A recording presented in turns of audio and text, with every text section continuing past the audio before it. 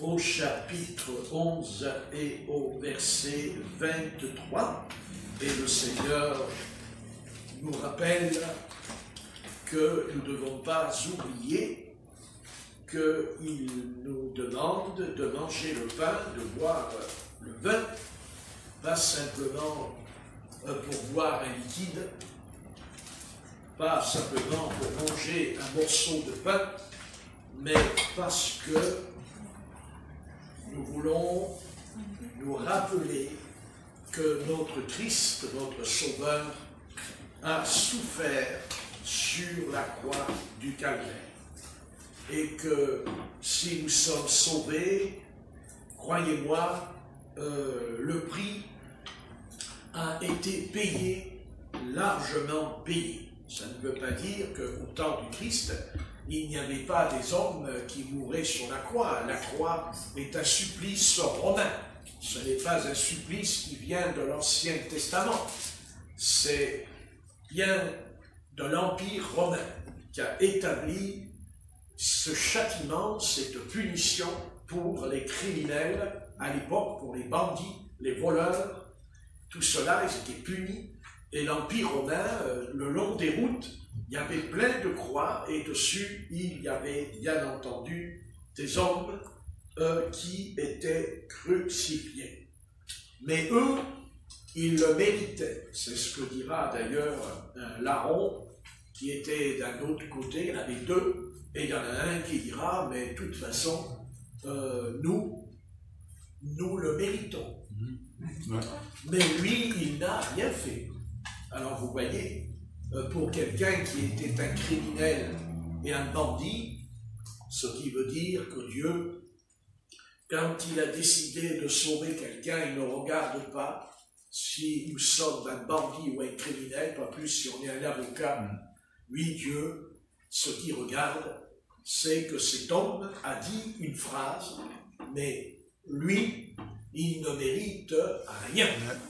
Et nous, alors là, ce qui nous arrive, eh bien, on l'a cherché, et si on s'était conduit convenablement, eh bien, on n'en serait pas là. Et c'est pareil, c'est ce que j'aimerais bien dire à l'humanité, vous savez, arrêtez de gémir, arrêtez de pleurer, parce que vous l'avez cherché, et si vous en êtes là, ce n'est pas Dieu, mais c'est vous. Amen. Et non seulement c'est vous, mais en plus que depuis qu'il y a cette maladie, eh bien, vous n'avez toujours pas encore changé.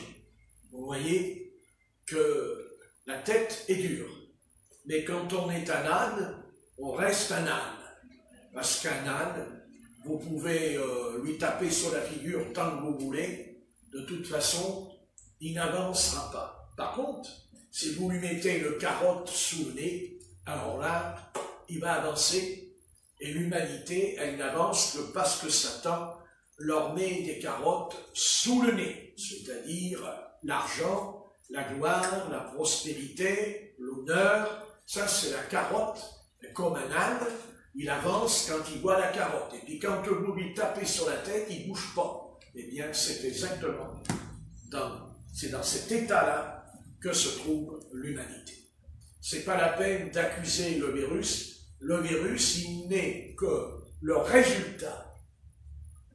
C'est même pas une punition, le virus. C'est l'état dans lequel se trouvent les hommes. C'est leur état, c'est leur nature.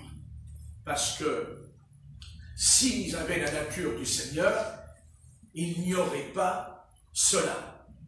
Quand le Christ est venu sur la terre, il y a eu des prophètes, il y a eu Élie, il y a eu Moïse, il y a eu Élisée, tout ça. Ils ont prié pour les malades, mais seul le Christ a imposé les mains sur les lépreux. Et il n'a jamais attrapé la lèpre. Alors que les apôtres ne l'ont jamais fait parce que c'était une maladie contagieuse. Voyez, mais le Christ, lui, il leur a imposé les mains et les lépreux étaient guéris instantanément. Pourquoi? Parce que la lèpre était un élément d'impureté. C'était l'impureté. C'était quelque chose d'impur. Mais la lettre, elle était impure, la matière, je veux dire, la chose était impure, mais parce que l'homme, au fond de lui, il était impur. Et quand l'Éternel a appelé Moïse, vous savez, Dieu lui a dit, tu vois, tu es un prophète, je vais te bénir, je t'envoie, tu vas faire sortir il y avait plus de 3 millions, d'Israélites dans le désert, quand Moïse les a fait sortir. Et aujourd'hui, on a découvert qu'ils étaient plus de 3 millions.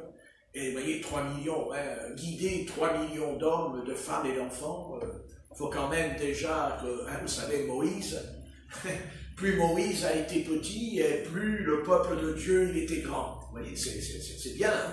Vous voyez, plus il est petit et plus Dieu est grand. Hein? Puis le jour où il a voulu faire le grand, eh bien, le problème, c'est que là, il s'est retrouvé par terre. C'est quand il a frappé le rocher. Hein, il a frappé le rocher et l'Éternel n'a plus été d'accord avec lui. C'est simplement pour vous montrer que ce que Dieu veut voir en nous, ce que Dieu veut voir en nous, c'est pas ce que Dieu veut voir dans mon apparence. Mon apparence, ça veut rien dire. Même si on peut faire des fautes, on peut faire des gaffes, on peut faire plein de choses, mais Dieu, lui, ne regarde pas à ça. Dieu, lui, il regarde pourquoi j'ai fait cette erreur, d'où provient la source de mon erreur.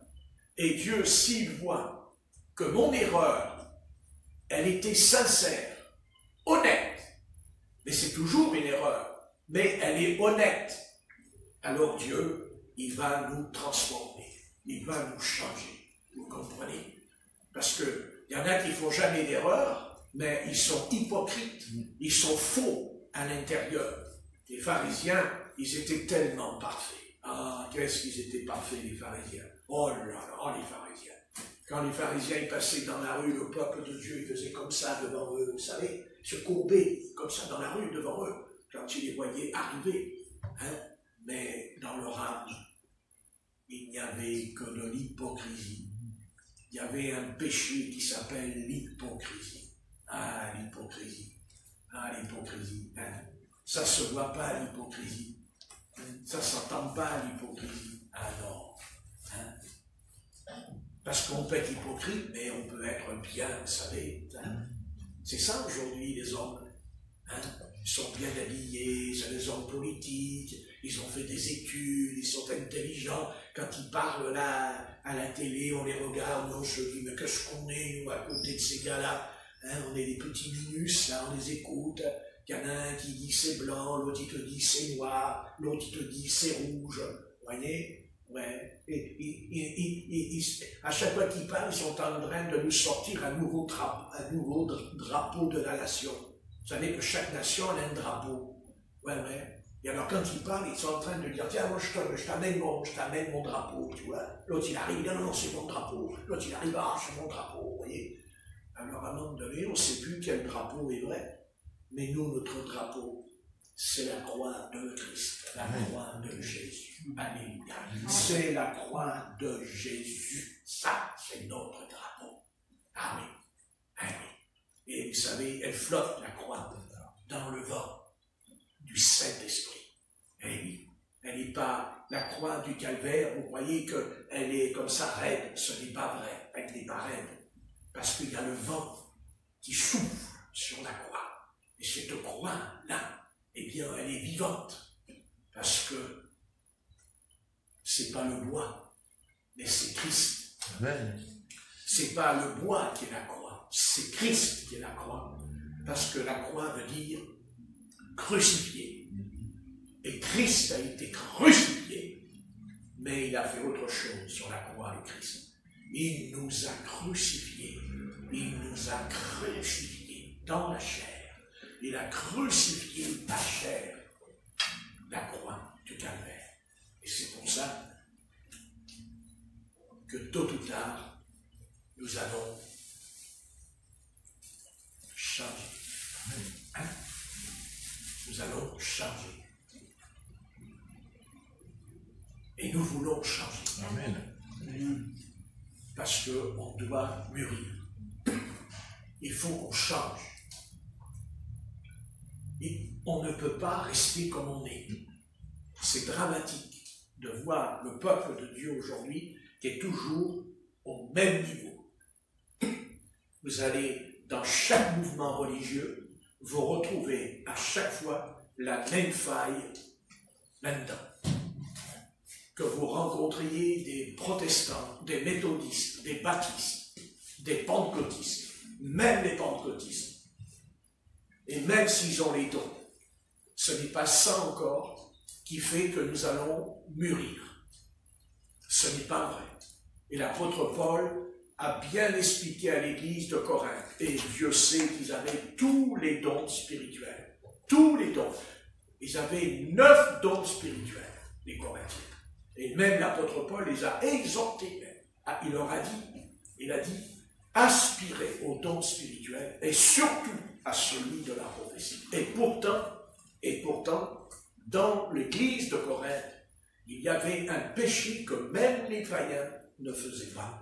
Oui. Et l'apôtre Paul, il a dit, je vous punirai, mais quand vous serez plus grand, quand vous aurez grandi, je vais vous punir.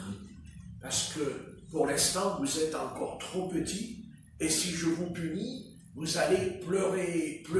Alors, vous allez pleurer, mais vous n'allez pas changer. Parce qu'un petit garçon, quand il pleure, il ne change pas. Hein. Non, il ne change pas. Hein. Il a fait une bêtise, vous lui envoyez une petite claque à gauche, à droite, il se met à pleurer comme un iceberg d'un coup. Alors les parents disent, oh bon, allez, ne pleure pas, c'est bon, allez, on passe l'éponge, allez. Oh purée, donc 5 minutes après, vous l'entendez, le gosse, il te fait tomber quelque chose par terre, vous savez. Ça y est, c'est reparti, viens ici. C'est pas vrai? Et un jour, le gosse, il a 10 ans, il a 15 ans, il a 20 ans. Alors il comprend, parce qu'il a grandi. Mais attention, il peut aussi grandir en devenant un voyou. Tout dépend de l'éducation qu'il va recevoir. Tout dépend de la formation qu'il va recevoir. Donc, vous voyez, on peut grandir aussi dans le mauvais sens, comme on peut grandir dans le bon sens. Mais, que ce soit les deux côtés, de toute façon, il n'y aura jamais un véritable résultat. Parce que ça serait dire que la croix ne sert à rien. Et la croix du calvaire, elle transforme les gens qui ont des qualités, parce qu'il y a des hommes, même des femmes, puisque la sœur a dit les femmes. Donc, il y a des hommes et des femmes. Vous voyez, j'écoute les prières. Hein? Les enfants. Bon, je retiens la leçon. Vous voyez, hein? Vous voyez? Et donc, c'est intéressant de voir. Vous savez, l'apôtre Paul leur a dit, et dans l'Épître aux Hébreux, c'est écrit aussi, ça c'est pas l'apôtre Paul, mais en tout cas, c'est bien écrit, et dit, je ne veux plus que vous restiez des enfants. Je veux que vous deveniez des adultes. Et Paul a même dit que vous soyez des hommes, et même Paul a dit, sois un homme. Amen. Et l'apôtre Paul a bien fait comprendre à l'église de Corinthe qu'il n'est pas d'accord. Il est d'accord, bien sûr, qu'on reçoit les dons. Il est d'accord qu'on reçoit les dons, les ministères. L'apôtre Paul, il n'a jamais dit le contraire. Mais l'apôtre Paul a bien montré que la chose la plus terrible qui pourrait nous arriver, que nous aurions tous les dons, qu'on recevrait même un grand baptême de l'esprit pour faire un réveil. Mais si moi-même, je ne grandis pas, alors ça sera un drame. Parce qu'un jour, quand je serai tenté par le diable, eh bien je vais tomber. Car seul un enfant, quand il court, il tombe, parce que ses jambes ne sont pas encore formées, ses genoux sont faibles, et il tombe. Mais quand on devient adulte, on ne tombe pas, parce qu'on est formé, les muscles qui sont en nous nous empêchent de tomber comme un tout petit garçon qui court dans la rue et il tombe par terre. Heureusement, nous, quand on court, on ne tombe pas par terre. Remarquez, moi je cours plus, hein. Depuis pas mal d'années, je cours plus dans la rue parce que c'est pas que je peux pas courir, je suis capable de courir, mais je me dis, je suis tellement feignant que j'ai pas envie de courir. Hein, vous savez, la feignantise, vous savez, On est capable de courir, mais il y a un petit truc en nous qui dit doucement, vas-y doucement, reste tranquille, qu'est-ce que tu vas courir là, tu te fatigues le corps. Non, non, non, allonge-toi et repose-toi. Repose-toi. Seulement, plus on se repose, et plus les muscles s'abîment, et plus le corps est faible, et même après, on peut attraper des maladies quand on se laisse aller. Alors, spirituellement, on ne se laisse pas aller. Hein? Amen. On grandit dans le Christ, on grandit, on est, voilà. Et comment je sais quand quelqu'un grandit? Ben, par la prière. Amen. Parce que c'est dans la prière qu'on sait que quelqu'un a grandi.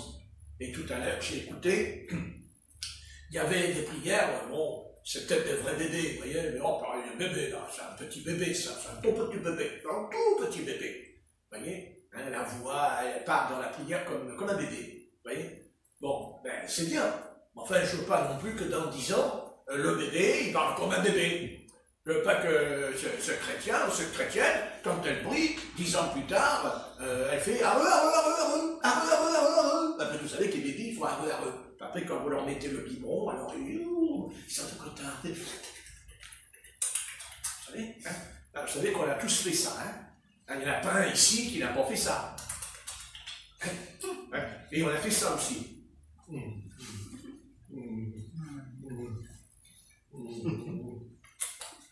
Bon, ça me rappelle des souvenirs. Je mettrais bien un peu de miel dessus. C'est pas vrai? Parce qu'on a tous été un bébé. Ouais.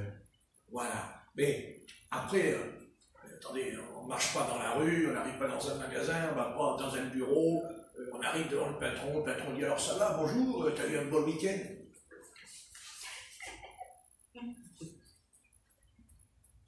Le patron il dit, tu m'en donnes un coup? Tiens, suce. Alors vous mettez un peu de poison dessus, et comme ça vous vous débarrassez du patron. Enfin, seulement à la fin du mois, vous n'aurez pas de salaire. Alors, donc, passons, n'est-ce pas? Il faut grandir. Hein? Parce que si on ne grandit pas, eh bien, qu'est-ce qui va se passer? Eh bien, on tombera. On va tomber dans le péché. On fait face au péché parce qu'on a grandi. Et le diable, parce qu'on parle souvent du diable, on parle du diable, le diable, les démons, Satan, la maladie, la corruption, le péché, l'impureté. Mais le diable, lui, il fait quelque chose qu'il ne veut pas qu'on en parle. Et là, il a jeté un silence dans cette affaire, dans toutes les églises du monde entier. Satan a jeté quelque chose sur l'église. Il ne veut pas qu'on passe de l'enfant à l'adulte. C'est pas vrai? Il ne veut pas. Il ne veut pas. Parce que il sait que nous allons le démolir. Un enfant, il ne peut pas démolir un géant. Il ne peut pas démolir un athlète, c'est un petit enfant. Il faut qu'il grandisse, il faut qu'il ait des muscles, il faut qu'il ait un entraînement. Et le Seigneur, il nous entraîne. Il nous entraîne dans la prière. C'est l'arme redoutable. Alors on peut prier comme un petit enfant. Seigneur, oui, oh Seigneur, je t'aime. Ah, Seigneur, je te remercie beaucoup parce que ma voisine, eh bien, elle est descendue les escaliers et moi je l'ai rencontrée et je lui ai parlé de toi, mais elle ne m'a pas écouté. Oh, Seigneur, je pleure pour elle. Et un jour, on va descendre les escaliers, on va la rencontrer et à un moment donné, parce qu'on a mûri, le Saint-Esprit va lui dire, dis donc hier madame, là, vous avez été dans une discothèque, là, vous avez rencontré un homme et ceci, cela. Alors là, dis donc, elle ne descend plus les escaliers, remarque qu'elle ne remonte plus non plus. Et oui, c'est ça. Vous comprenez, c'est ça. Jésus, quand il dit à la Samaritaine, là, quand il lui parle au sujet des 5 maris, Jésus, il a quel âge quand il lui dit? Il a 12 ans. Il n'a pas 12 ans. Il n'a pas 12 ans, il a 30 ans, 31 ans, 32 ans, ou peut-être 33 ans, mais il n'a pas 12 ans. Son Père céleste qui est en lui, il n'a pas dit, il n'a pas agi quand il avait 12 ans en disant à Pilate, je suis la vérité. Il a fallu un âge, il y a eu un temps pour lui. Parce que quand on lit l'Évangile, on a toujours l'impression que, vous savez, on voit Jésus-Christ comme ça, là, d'un coup, Jésus-Christ. Mais c'est pas ça du tout. Jésus, il a eu 1 an, il a eu 2 ans, il a eu 3 ans, il a eu 6 ans. Jésus, on croit qu'il n'a pas eu des copains, mais il a eu des copains. Il a rencontré des jeunes filles de son âge, il a joué avec. C'était un enfant, Jésus. Mais il n'est pas resté un enfant. Il a grandi. Son Père Céleste, il était le Fils de Dieu. Dans le sein de Marie, il était le Fils, l'embryon, le Saint-Esprit couvra le sein.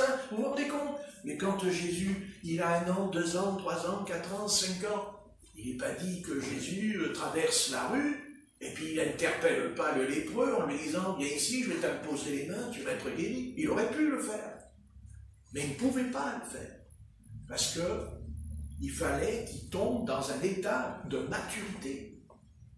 Et d'ailleurs, c'est écrit, Jésus-Christ de Nazareth commença son ministère à l'âge de 30 ans, dans Luc chapitre 4. À l'âge de 30 ans. Jésus, il n'est pas écrit que le Christ a fait des miracles avant 30 ans. Il y a un âge. Mais Jésus, il n'a pas fait des miracles parce que c'est pas son Père Céleste qui a dit, bon ben voilà, mon fils maintenant, il a 30 ans, ça fait 30 années qu'il est sur la terre, maintenant, bon, ben, il peut faire des miracles. Non.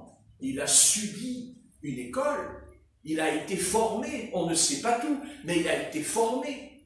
Et je peux même vous dire qu'il n'a pas été formé à Nazareth. Hein. Non, c'est pas vrai. Il a grandi à Nazareth. Mais formé, où il a été formé, le Christ, à votre avis? Dans le désert de Judée, parce que c'est dans le désert de Judée qu'il va passer l'examen. Vous croyez que Jésus-Christ a été dans le désert de Judée une seule fois? Mais non, c'est pas possible, physiquement, il n'aurait pas tenu. Il était entraîné, la température, la chaleur, la nourriture, l'eau. Il a été entraîné. Mais après, il y a eu le temps de l'examen. Comme à l'école. On va à l'école, il y a un examen au bout. On ne va pas à l'école et puis après, c'est fini. Il y a un diplôme, mes amis. Et grâce au diplôme, vous allez avoir un travail. On va vous embaucher. Et son Père Céleste a pu faire en lui des choses parce que justement, le Seigneur Jésus, il a obéi. Ah, obéir, obéir, à mon frère, obéir. C'est la seule chose qu'on n'arrive pas à faire, n'est-ce pas? On est prêt à des sacrifices. Ah, mais se sacrifier pour le Seigneur, on est d'accord? Ah, mais moi je sacrifie tout pour le Seigneur. Oui, mais Dieu ne demande pas que je me sacrifie, il me demande d'obéir. Peut-être à une seule chose, à la fois. Car le Christ, il ne nous demande pas d'obéir à tout, mais étape par étape. Une chose à la fois. Et oui. Et quand le Christ était prêt, il a dit, bon maintenant, il va dans le désert. Et même quand son Père Céleste l'envoie dans le désert, il le oint d'abord du Saint-Esprit.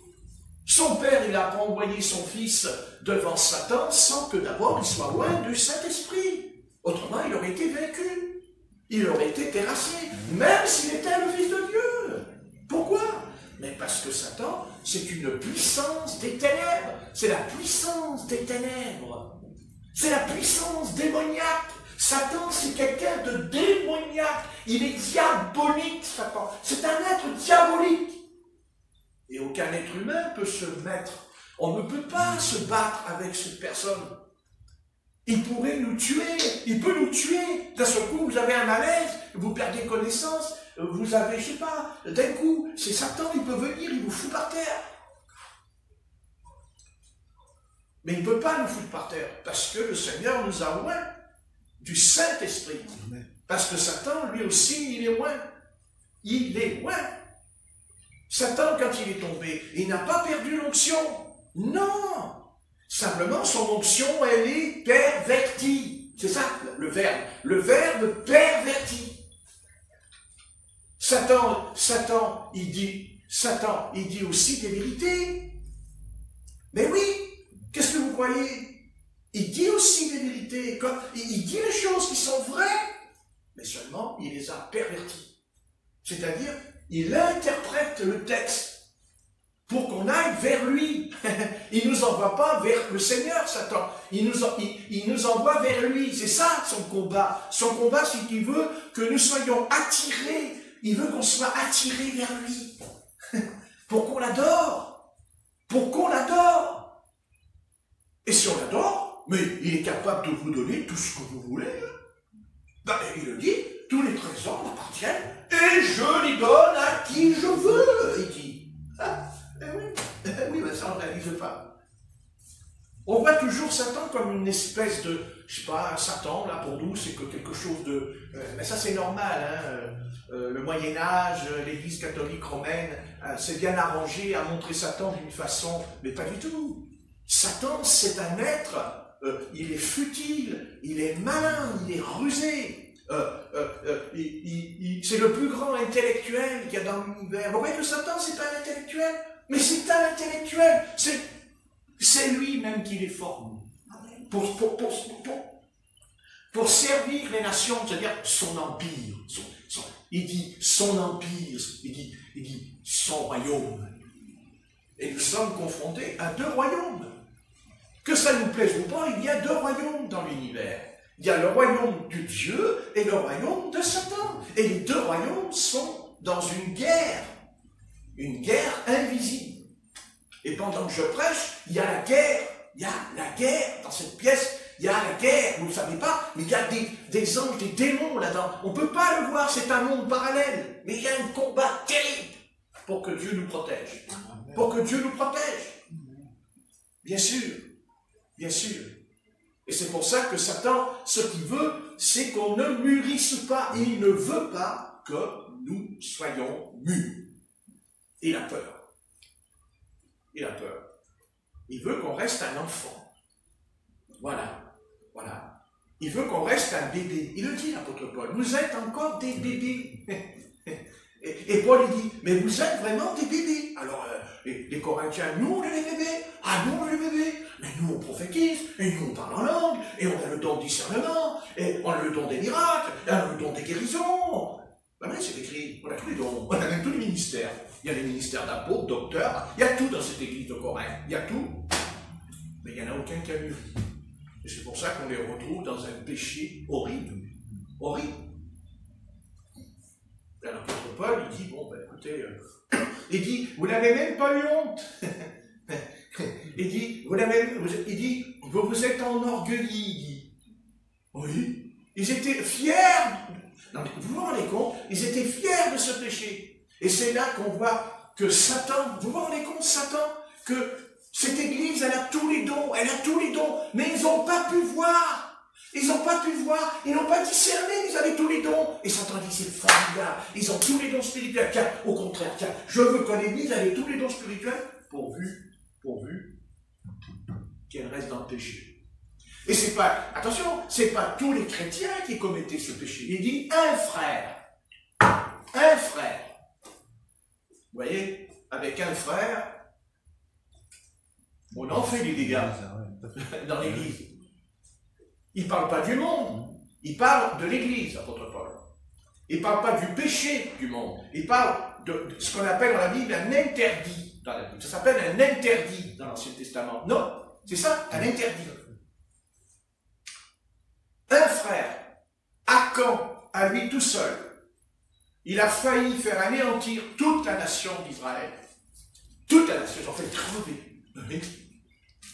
Ben oui, on ne fait pas attention, mais si Dieu n'était pas intervenu, mais Israël aurait disparu. Parce que devant Haïr, ils ont passé un mauvais quart d'heure. Et pourquoi ils ont passé un mauvais quart d'heure? Alors que les murailles de Jéricho étaient tombées quelques jours avant. Les murailles, elles tombent, ils n'ont rien fait.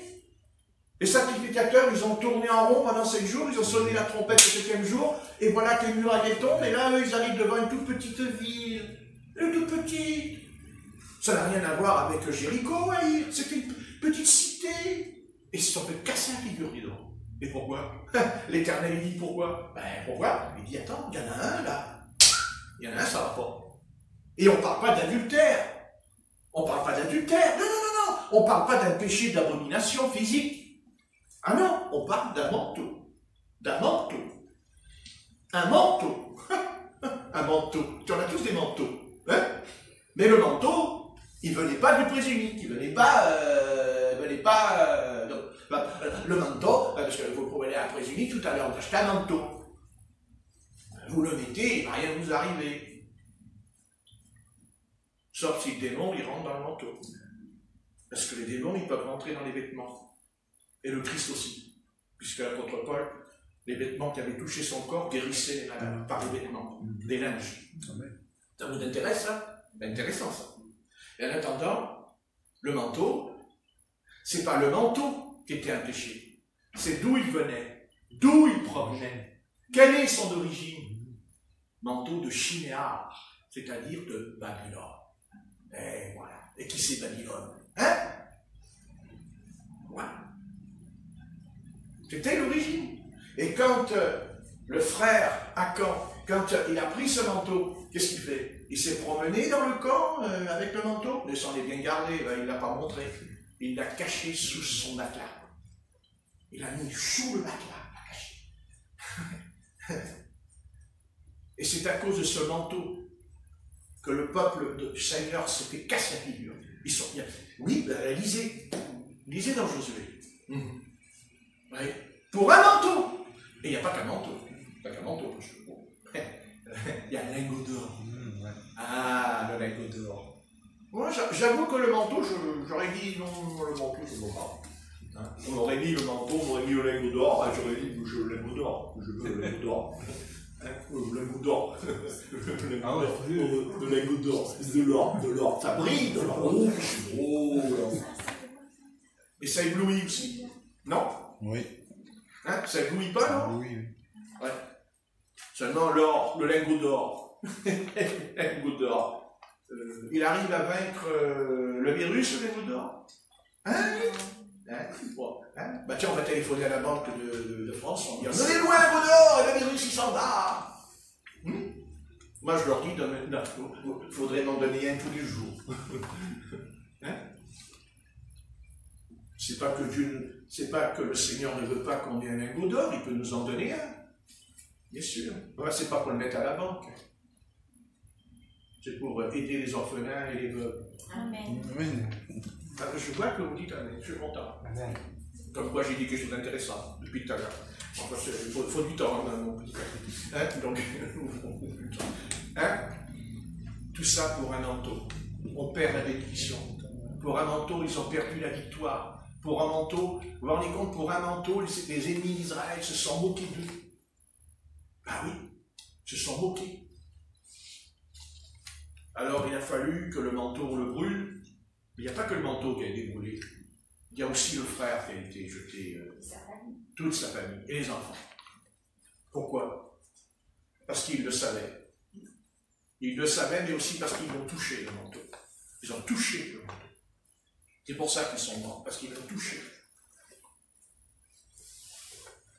Et c'est pour ça qu'on s'en va de l'autre côté.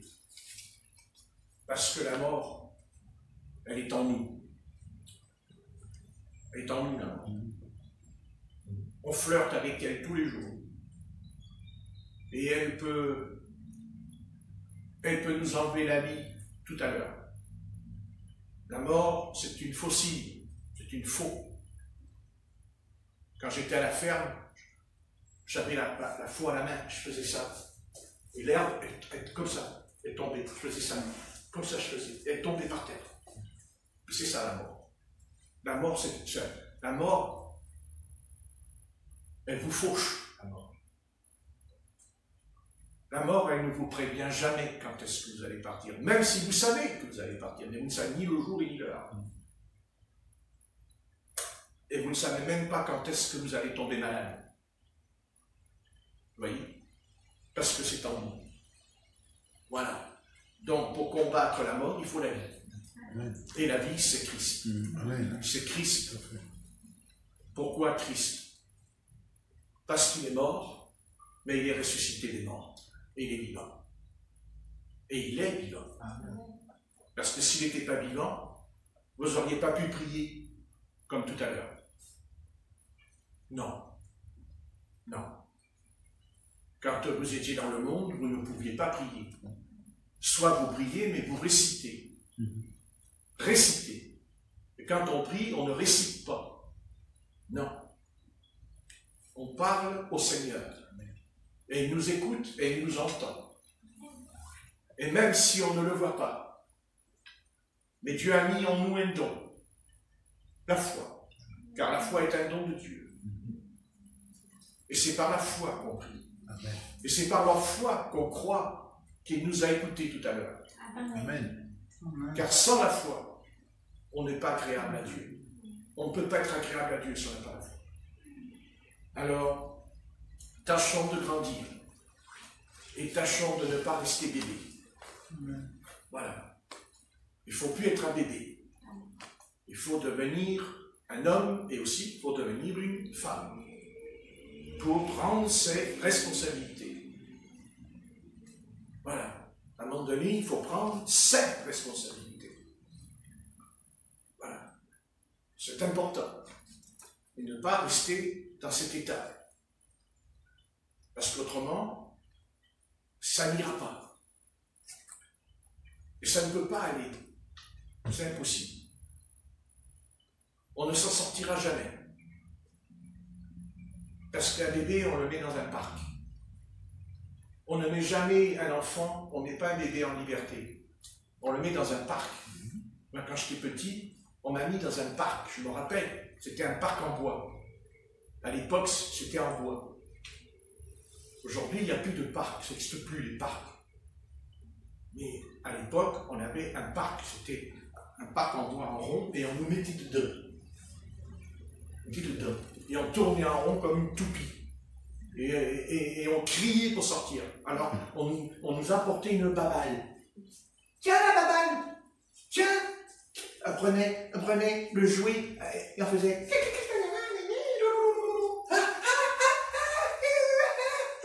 Hop, la maman, elle partait avec le jouet. Hop, il fallait revenir. Alors, la maman, elle est là. Alors, qu'est-ce qu'on faisait? Alors, on mettait une ficelle.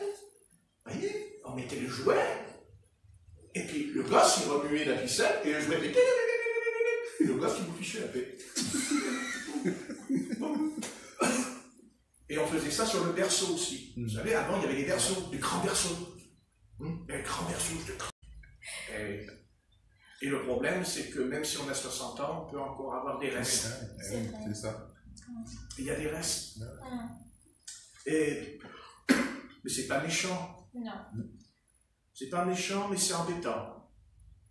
Parce que ça peut jeter une confusion. Ça peut jeter une confusion.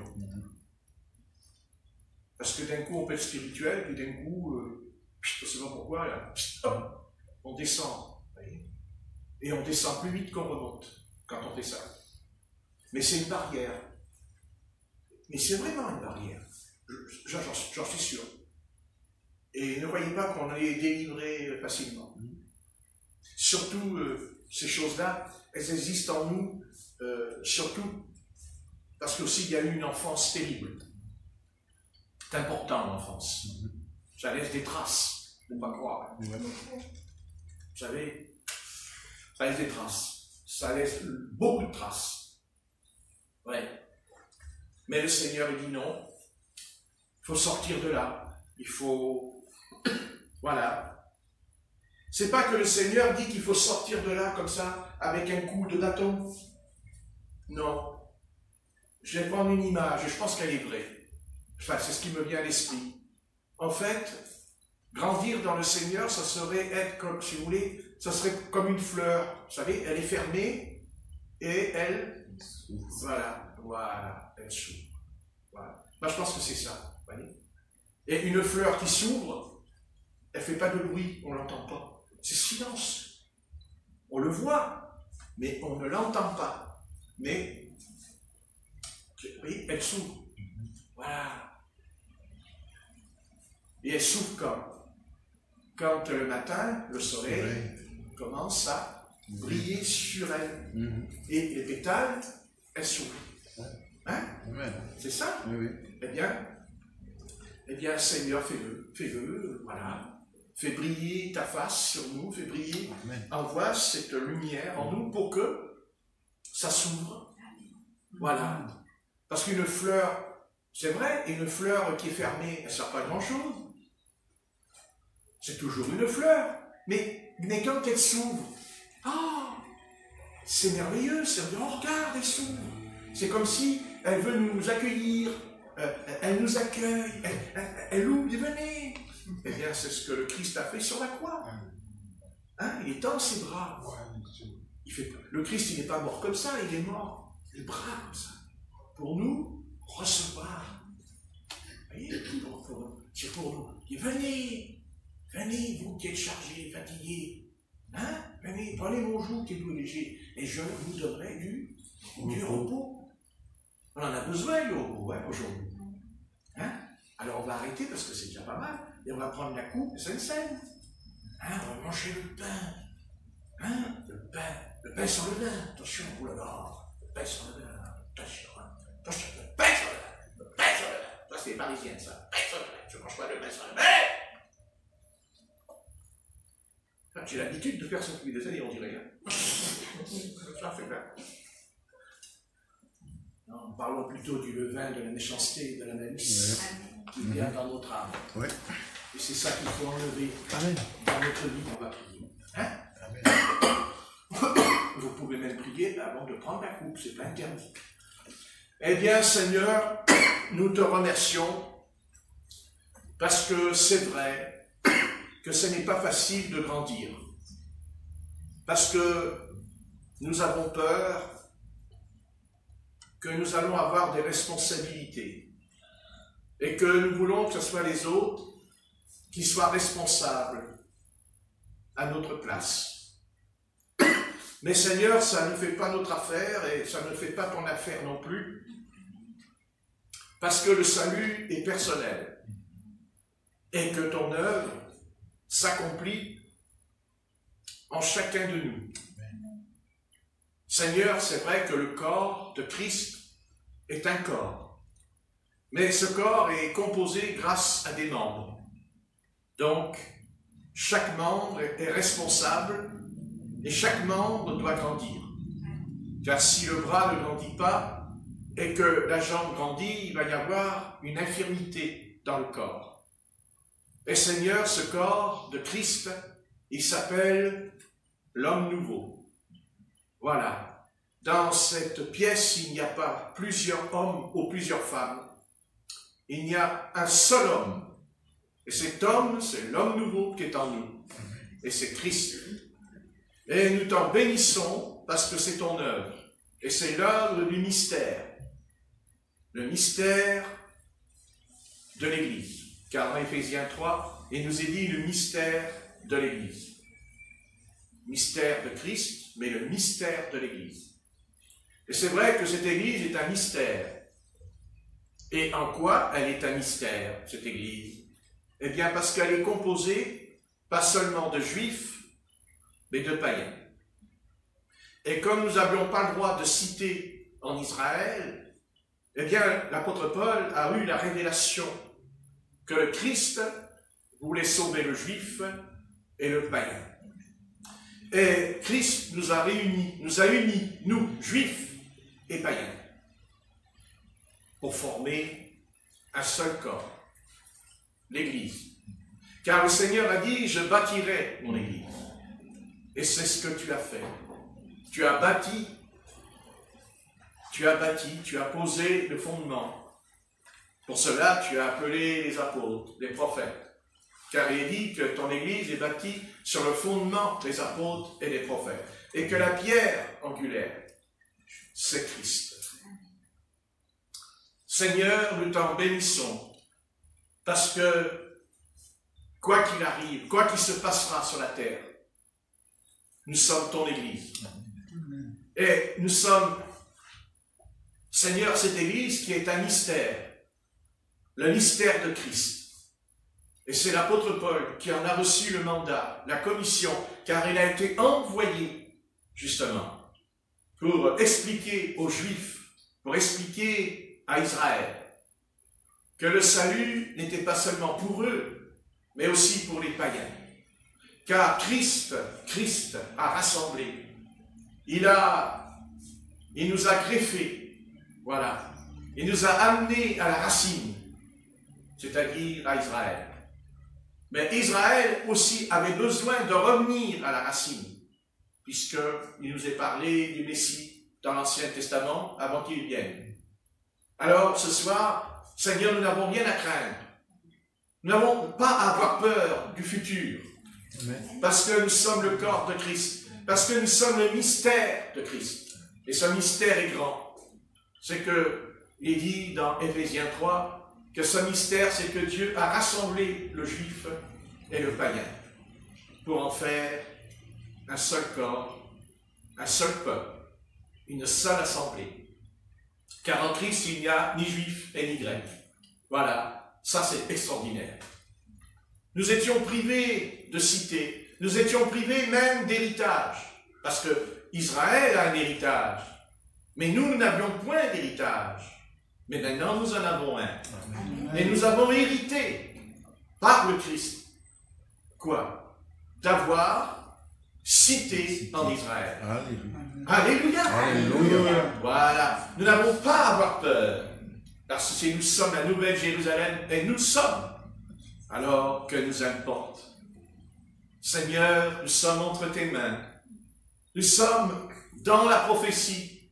Nous sommes dans l'oracle. Car tu as dit, la génération qui verra les signes de la fin des temps ne passera pas, que le Seigneur sera revenu. Alors, les signes, il y en avait déjà eu, on les a vécus, mais maintenant, les signes sont devenus, Seigneur, virulents, puissants. Parce que tu les as envoyés, mais avec des degrés, selon la compréhension, selon aussi le péché de l'humanité. Et comme le dit le Seigneur au temps d'Abraham, le péché n'était pas son comble. Et pourtant Abraham a traversé le pays de Canaan. Et l'Éternel lui a dit, je te donnerai ce pays, mais pas toi, à ta postérité, quand le péché sera son comble. Et voilà, c'est fait. C'est fait, Seigneur. Ils ont atteint, ils ont été au-delà de toutes choses.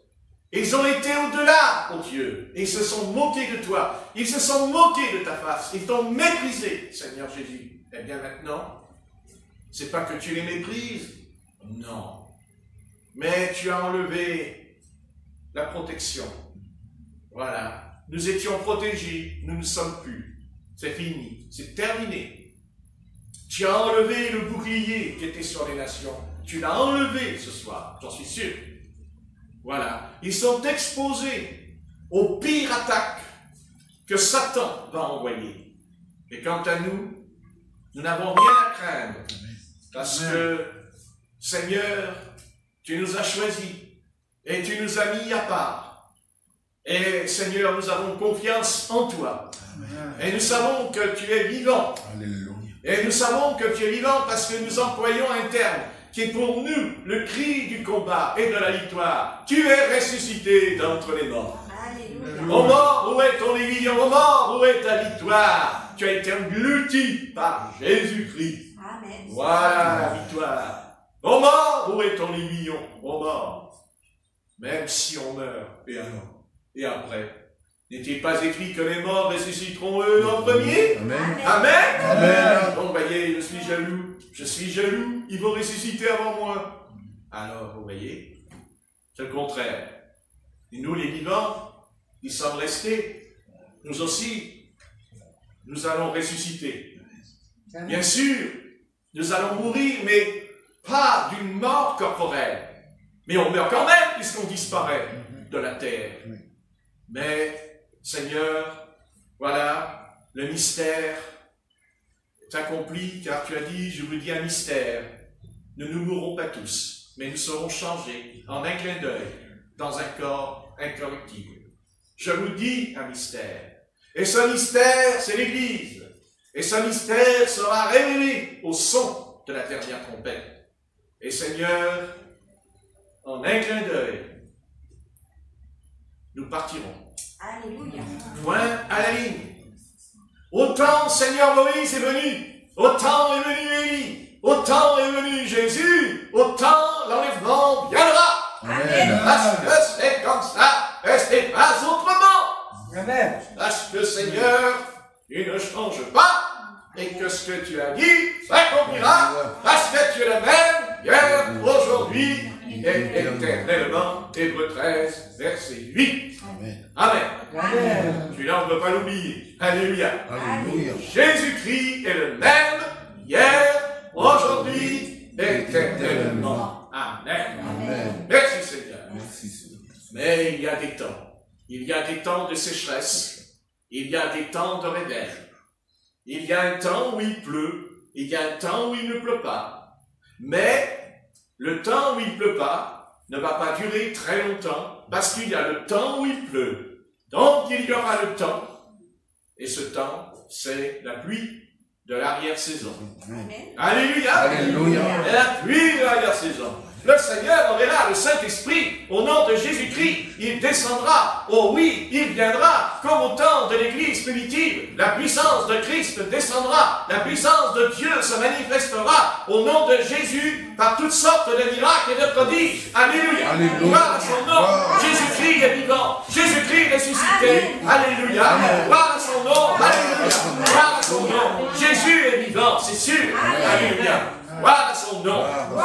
Merci Seigneur. Merci. Et nous savons que tu es vivant. Amen. Parce que tu nous as donné la repentance. Parce que tu nous as donné la repentance. Eh oui. Car Seigneur, c'est là l'œuvre de ta grâce. C'est que le premier pas qui s'opère en nous, c'est de se repentir Amen. de nos péchés. Et de les confesser. Et d'arrêter. Amen. Voilà, Seigneur, ton œuvre.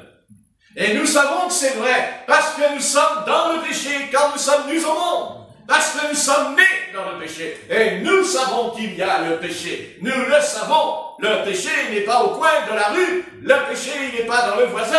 Le péché est en moi. Oui, il est en moi.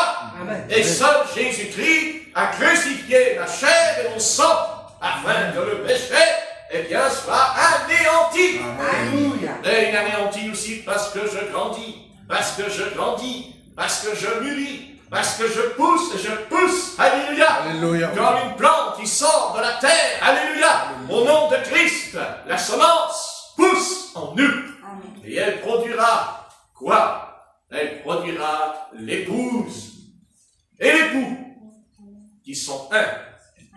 Voilà. Merci Seigneur. Quand Jésus-Christ est venu sur la terre, Philippe lui a posé la question, montre-nous le Père. Jésus répond, mais celui qui m'a vu, a vu le Père. Il fallait que Philippe comprenne que pour voir le Père, il fallait mûrir, il fallait grandir. Il lui a dit, mais je suis avec toi, et tu me dis que je dois te montrer le Père. Mais celui qui m'a vu, a vu le Père. Alléluia. Alléluia. Mais Satan est venu, et il a dit, il y a le Père, il y en a deux, il y en a trois, et oui, voilà. Voilà, Satan, voilà ce qu'il a fait. Mais le Christ a dit, celui qui m'a vu, a vu le Père. Et nous ne voyons pas autre chose. Oui. Quoi? Nous voyons le Père qui est dans le Fils, et le Fils dans le Père. Et ils ne sont pas désunis. Non, non, c'est pas vrai. Non, non, non, non, non. C'est la même personne. Amen. Il s'appelle Yahvé, l'Éternel, le Dieu des armées. Amen. Amen. Gloire à son nom. Gloire. Voilà. Et comme Philippe n'a pas pu mûrir, il était encore là, un enfant. Et il dit, mais montre-nous le Père, parce que c'était un enfant qu'il a posé la question. Mais Jésus répond, stop, stop, stop, stop, stop, stop, stop. Celui qui l'a vu, a vu le Père. Ne crois-tu pas que le Père est en moi et que moi, je suis dans le Père? Et le Père et moi, nous sommes un. Alléluia. Quand une fausse doctrine, quand un enseignement qui ne vient pas de la parole de Christ, automatiquement, nous allons être déformés, nous allons être retardés. Et oui, c'est sûr, et nous savons que les doctrines qui ne viennent pas de ta parole, et je ne veux pas rentrer dans le détail, mais je sais très bien, Dieu, que la doctrine de la Trinité est un poison terrible, car c'est elle qui a complètement ralenti l'Église de Jésus-Christ sur la terre. Parce que comme le serpent qui est entré dans le jardin d'Éden et qui a séduit Ève et qui l'a trompé par une doctrine pernicieuse dans sa pensée, Satan est venu au début, quand l'Église est née sur la terre en Jésus-Christ. Il est venu et il a dit, vous savez, Jésus-Christ, eh bien voilà, il est en 3 morceaux, il est en 3 personnes, ce grand Dieu des cieux, et vous voulez le couper. Ils ont coupé le Seigneur en morceaux, ils ont coupé le Christ en morceaux, abomination de Rome et de Babylone, désolation de la corruption de Rome. Mais nous ne faisons pas partie de cela. Nous sommes l'épouse. Parce que nous sommes baptisés au nom de Jésus-Christ. Parce que Christ est le nom de l'époux. Alléluia. Alléluia. Et oui, l'épouse et l'épouse sont un dans le nom de Jésus-Christ. Amen. Amen. Et Satan est venu et il a changé cela en disant, soyez baptisés dans le nom du Père, du Fils et du Saint-Esprit. Ainsi pour dire, regarde Philippe, tu as raison, montre-nous le Père. Mais Jésus a dit, celui qui m'a vu, a vu le Père. Alléluia. Celui qui a vu le Père avait Jésus, celui qui a vu Jésus a vu le Père. Celui qui a vu le Père a vu le Saint-Esprit, parce que le Saint-Esprit, c'est le Père de Jésus. Alléluia. Alléluia. Et que oui, Jésus, c'est le Fils, et le Père, c'est le Saint-Esprit. Amen. Amen. Gloire à son nom. Celui qui a le Père a le Fils, a la vie. Amen. Amen. Il n'a pas dit s'il a le Père, le Fils et le Saint-Esprit. Il dit celui qui n'apporte pas le Père et le Fils est un antéchrist. Mais il n'a jamais dit le Saint-Esprit. Parce que c'était pas possible. Parce que le Saint-Esprit, c'est notre Père Céleste. Amen. Amen. Et c'est par le Fils Jésus-Christ, par le Fils Jésus, la parole, le Verbe qui a été crucifié sur la croix maudite du calvaire. Alors le Saint-Esprit est entré dans la parole, et comme la parole est en nous, alors le Saint-Esprit est en nous. Amen. Amen. Le Saint-Esprit n'est pas dans notre corps, il n'est pas dans mes os, ce n'est pas biblique. Le Saint-Esprit est dans mon esprit, parce que la parole et le Verbe est dans mon esprit. Amen. Gloire à Dieu. Alléluia. Gloire à son nom. Amen. Gloire à Jésus. Alléluia. Puissance et ténèbres au nom de Christ. Je t'ordonne, Satan, puissance de l'Antéchrist, au nom de Jésus. Tu es un menteur. Parce que la Bible dit, repentez-vous et soyez baptisés dans le nom de Jésus-Christ pour la rémission de vos péchés et vous recevrez le don du Saint-Esprit. Alléluia. Gloire à Dieu. Comment mes péchés seront remis? Parce que j'ai invoqué le nom de Jésus-Christ dans les eaux du baptême. C'est écrit, l'apôtre Pierre a dit le jour de la Pentecôte. Le Christ l'a dit, je te donnerai les clés du royaume. Et le jour de la Pentecôte, il ouvre le royaume, il ouvre les portes du paradis. Et il dit, repentez-vous et soyez baptisés au nom de Christ. Pourquoi? Parce qu'il dit, pour la rémission de vos péchés. Alléluia. Seigneur, ce n'est pas moi qui va éclairer l'Église, c'est toi. Amen. Et je sais que tu n'éclaireras pas toute l'Église, parce que, comme Israël, tout Israël n'est pas Israël. Mais tu éclaireras l'épouse. Tu éclaireras ceux que tu as même prédestinés avant la fondation du monde. Et tous ceux qui t'appartiennent avant que le monde fût viendront à cette parole. Et si nous nous en sommes écartés, non pas volontairement, mais toi, Seigneur, tu nous as fait la promesse qu'à la fin des temps, comme tu as envoyé l'esprit d'Élie afin de ramener Israël, ainsi ce soir, l'esprit d'Élie est au milieu de nous. Amen. Alléluia. Alléluia. Non pas un homme, l'esprit d'Élie. Alléluia. Alléluia. Alléluia. L'esprit d'Élie ramène l'Église, comme au commencement, comme au départ, dans la restauration, au niveau du baptême, de la sainteté, des doctrines et aussi des dons spirituels et de l'enlèvement. Alléluia. Tout cela, c'est l'œuvre du Seigneur. Amen. Gloire à son nom. Nous avons besoin de Jésus-Christ, mais nous ne voulons pas le Jésus-Christ des protestants. Nous ne voulons pas le Jésus-Christ de la Pentecôte, des baptistes ou des méthodistes. Ils n'ont pas l'esprit de Jésus-Christ. Ils ont l'esprit de leur dénomination que Satan leur a donné avec un nom, comme au temps, Seigneur, aimez-moi. Mais nous, ce soir, nous n'avons pas un nom dénominationnel en nous. Nous avons le nom de Jésus-Christ. Et c'est pour ça que nous sommes baptisés dans ce nom. Parce que, Seigneur, nous portons le nom de l'époux. Et parce qu'un jour, nous irons aux noces de l'agneau. Et nous allons nous marier avec lui. Amen. Amen. Amen. Nous allons nous marier avec lui. Alléluia. Gloire à son nom. Bien sûr, Seigneur. Toi-même, tu l'as dit dans l'évangile de Marc, au chapitre 16, verset 15. Voici, les miracles accompagneront ceux qui auront cru. En mon nom, ils chasseront les démons. En mon nom, ils boiront des breuvages mortels.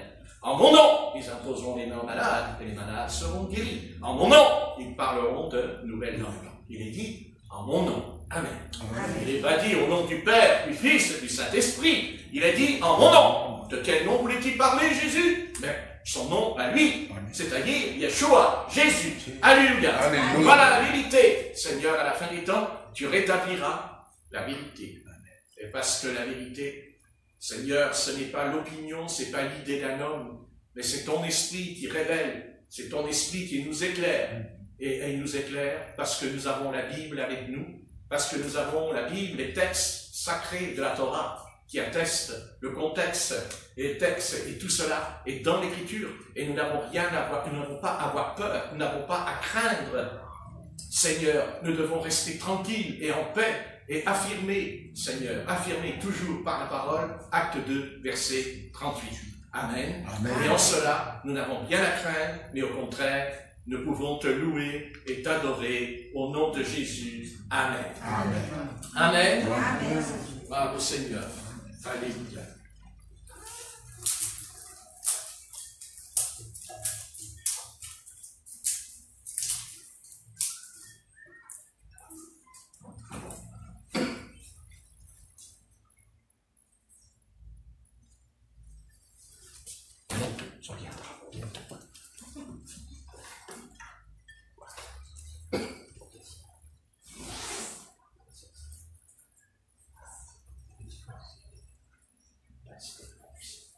Donner des forces. Hein?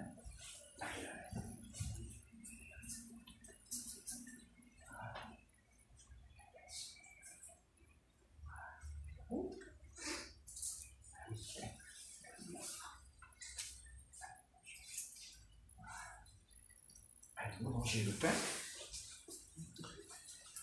Quand vous mangez le pain, le Seigneur, voilà, je mange ton corps.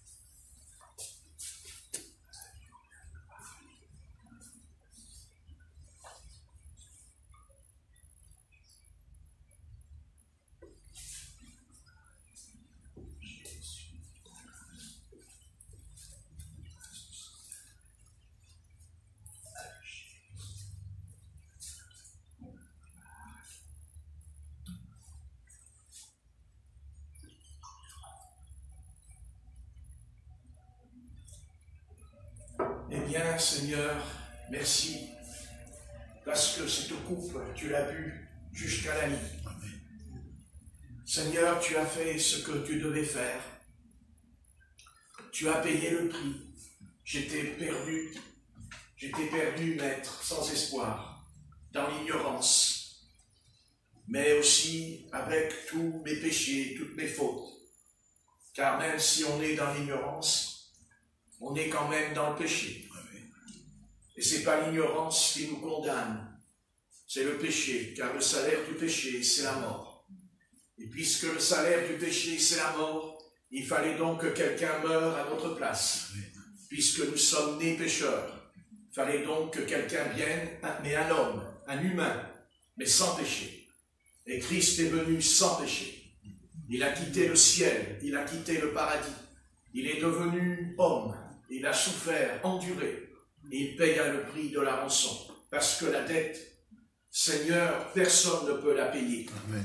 Personne ne peut payer la dette du salut de notre âme dans l'autre côté de la barrière du temps.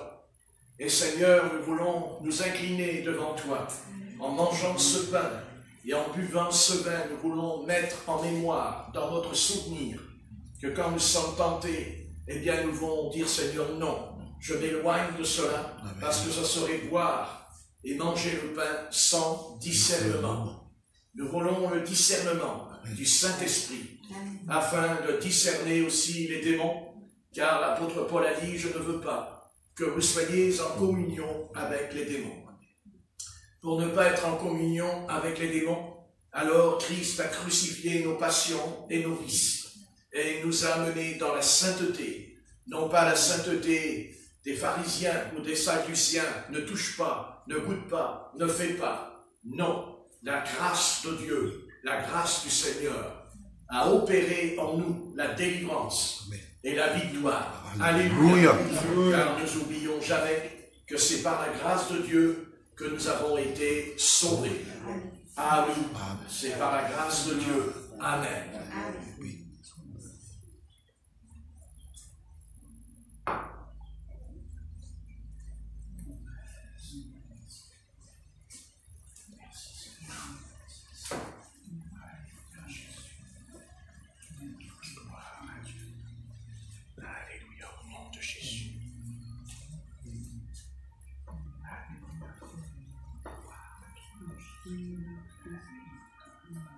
Voilà, Dieu. Si vous voulez chanter, vous pouvez chanter. Ici, l'église, elle est libre.